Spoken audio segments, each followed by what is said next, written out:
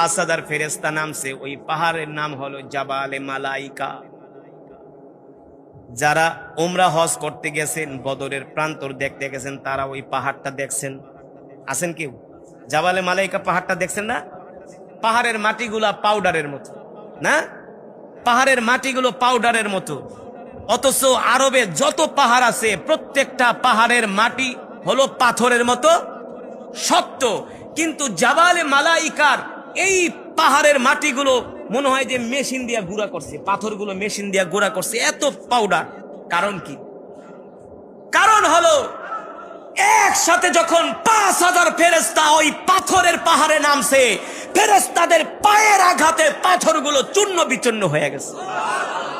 চূর্ণ বিচূর্ণ হইয়া ধাউ ধাউ করে ধোঁয়া উঠতে শুরু করছে, ধোঁয়া। আর মক্কার কাফেরা যখন দেখছে যে 5000 ফেরেশতা নামতে আছে, এগুলা তো ওই কাফের হারামজাদা আবু জেহেল দেখে না, দেখছে শয়তান। কে? শয়তান। তো দেখা একেবারে লুঙ্গি মুঙ্গে উড়ে দৌড়। আবু জেহেল কয়, কই যাস তুই? না আমগো নিয়ে আসলি যুদ্ধ করার লেগে? বাইরে যা দেখছি 5000 নামছে, একটারেও ছাড়বো না। আবু জেহেলেরা বিশ্বাস করে না, কই তুই কি দেখছস? কে? আমি দেখছি। আসলে তো শয়তান, মানুষ তো দেখে না। শয়তান তো ভাগছে নিজের জান নিয়া। এখন তো আবু জেহেল পড়ছে বিপদে। আবু জেহেলার ছেলে ইকরামাকে আজকে ফাটা এলাম, আমরা 1000 মুসলমান 313 জন। আল্লাহ কয় আয়। যুদ্ধ কি আর মুসলমানরা করছেনি? যুদ্ধ তো করছে ফেরেশতারা। মুসলমানরা ছিল সামনে, ঠিক কিনা বলেন? তারা ছিল স্যাম্পল, কিন্তু মূল তো যুদ্ধ করছে ফেরেশতারা। আবু জেহেল আর বাহিনীর নাস্তা টাস্তা খাইস না, আধা ঘন্টা দেরি করে, একবারে যুদ্ধে বিজয় অর্জন করে আমরা নাস্তা খামো। আল্লাহকে খাওয়াই আয়। এই যুদ্ধেই আবু জেহেলার জীবন শেষ। যখন হামলা করতে গেছে মুসলমানদের উপরে, আল্লাহ রাসূল কয়, সাহাবীরা আর দেরি করবা না, ওদের উপরে ঝড়ের গতিতে আক্রমণ শুরু করো। সুবহানাল্লাহ।